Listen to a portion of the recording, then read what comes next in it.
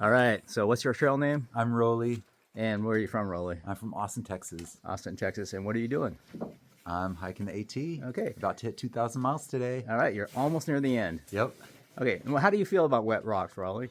I dislike them very much. And why is that? Because they cause me to slip and fall. All right, and so you've maybe fallen once? Many, many times. All right. And so how did you get your trail name? I tripped from a root and flipped over and landed on my back. Where was that? That was at mile 125. So So probably, right at the beginning. Yeah, right at the beginning. Feeling good? Feeling good. All right. Thanks for talking to us. Yeah, no problem. All right, it's day 128.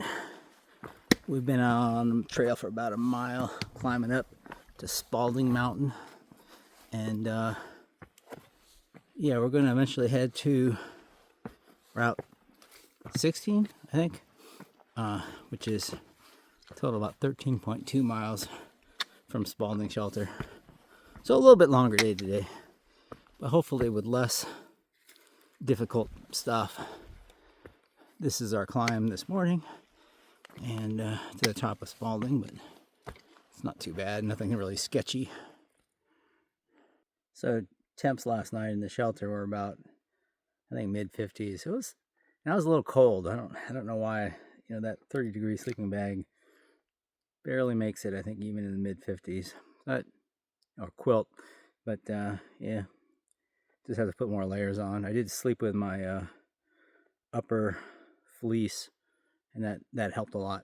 So yeah, and as far as the whole tent versus shelter thing, and you know, we could have slept in a tent last night. It ended up not raining, but we had really not that many people in the shelter. It was Buzz and I. Hiker Rolly, who was just an awesome guy. I really liked talking to him because I hadn't met someone who pretty much voiced exactly what I thought about all the treacherous descents that we've been on. And I was like, it's not just me, man. He hates the wet rocks. But and then we had 3 lovely young women with us. Those 3 are locals. They're doing they're bagging the 4,000 feet elevations. There's 14 of them, I heard, in Maine. The thing was, everybody was so quiet all night long. Even when someone did snore, it was so light, it didn't bother me. Quite a nice night. Nobody woke up early, shining their lights around. Well, the lights we did see were late at night and early morning were from Tara Treks, which was pretty cool. She spent the night in a tent at our campsite. She's doing a fastest known time of FKT on the AT heading southbound. And I knew we were around her. So for those who don't know, Tara has a pretty big YouTube channel, and I was one of the people on her intro to 2024 thru hikers. So I'd love to have met her, but I did see her running past the shelter, and it would have been stupid just to say, "Hey, Tara," get a selfie, you know, that kind of thing. That was cool. I wish her the best on her FKT attempt. Had a pretty uneventful morning, and we're hiking. Probably be done around 5 p.m. today. And I'm very much looking forward to a shower and then a restaurant. The hike up Spaulding isn't hard, at least for now so far. But it's constant. You know, instead of going up a little bit, leveling off, maybe even going down, it's just been the same angle of ascent pretty much since the bottom, down by the shelter. And yeah, so we just keep going up.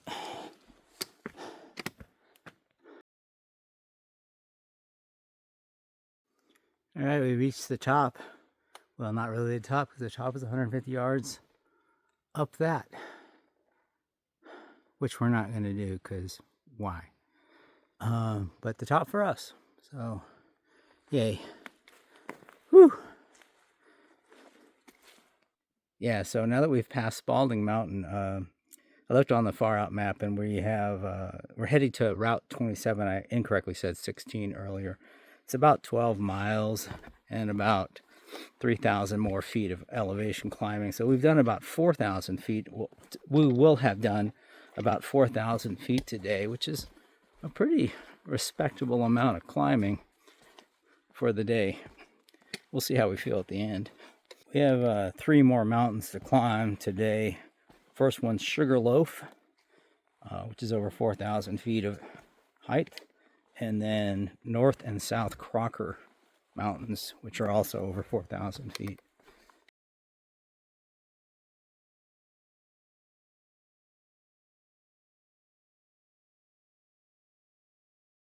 There are these moments sometimes when you're in the woods and you realize you hear absolutely nothing.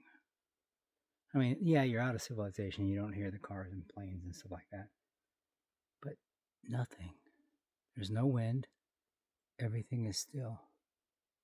You don't even hear birds. Squirrels are often loud, and I hear none. No wildlife. Nothing.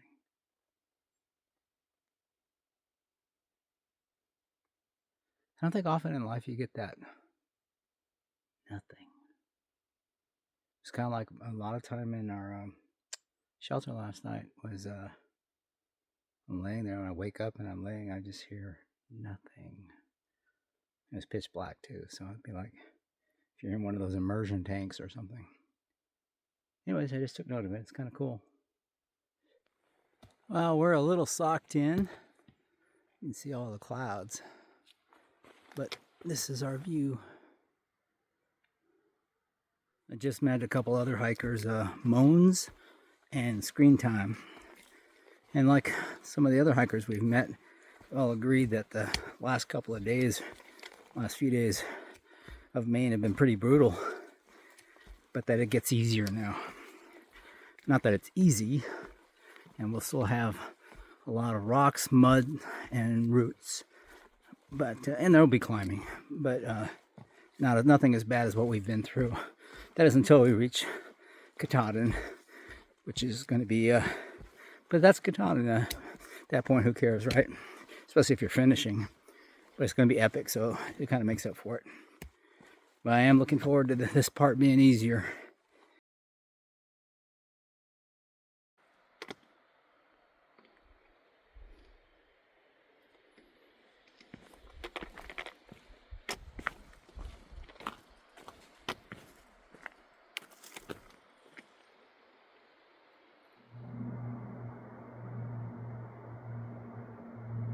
Down below you can hear the Carabasset River. It's 1 mile down, 1,000 feet. That's pretty steep. Not horribly steep, but still pretty steep. I guess we go that way.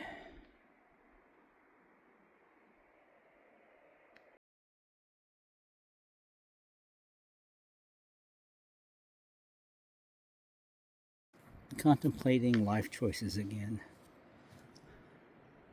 How to get down there from here. After coming down that. So the one local I met told me that there's just one really sketchy area. I think this is it. Oh well, I'll figure it out. All right, we've reached the Carabasset River. And it's pretty low today, at least right now. That plank allows you to get across the part that there is no rocks to hop. But the river actually gets way up above that and will wash the plank off. And that's when it gets almost impassable, if not very impassable. So, but we're lucky today. We can just cross on the plank.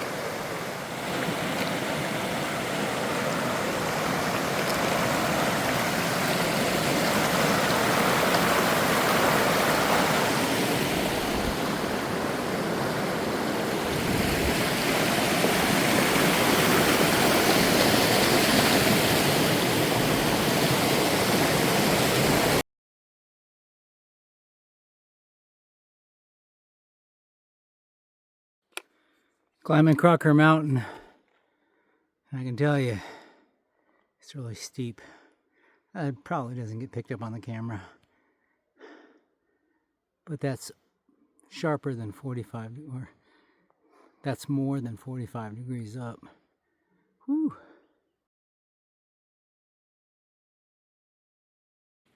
All right, not to complain, but it just keeps getting steeper and steeper. It's almost straight up.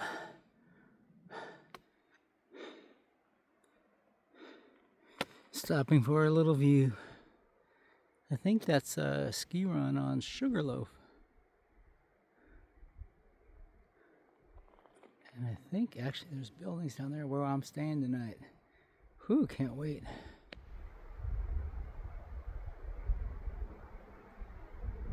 We'll have to check. I think that's the Mountain Inn.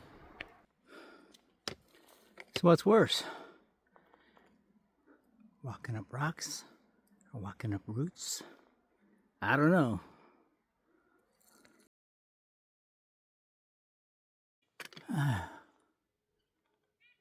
Boulder scrambles.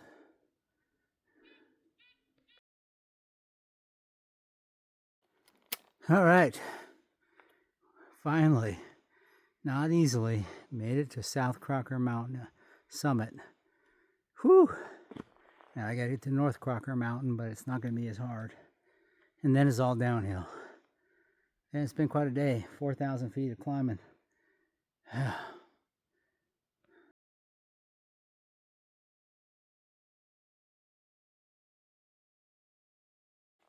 All right, we've reached the top of North Crocker Mountain. Whew, it's quite a climb. And now we go to Main Highway 27, 5.2 miles. Mainly a descent, so that should be a lot easier. I don't think it's going to be a sketchy descent, just a descent.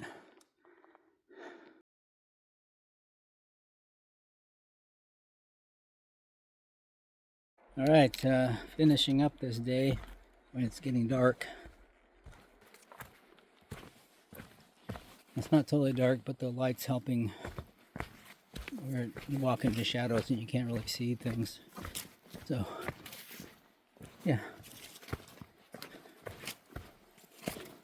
Been a long day. It's been definitely driving on or riding on the struggle bus, or maybe just hanging onto the rear bumper. It's been hard. These all the miles and elevation and difficult stuff that we've done in 3 days time, my body's kind of like just not happy. So yeah, we'll take a zero tomorrow and reassess. The good news is we head into the Bigelows in Maine, and pretty much after that it all gets a lot easier. So looking forward to that. Easier until Katahdin, of course, but yeah, we're like 0.1 out. I can hear cars, so cool.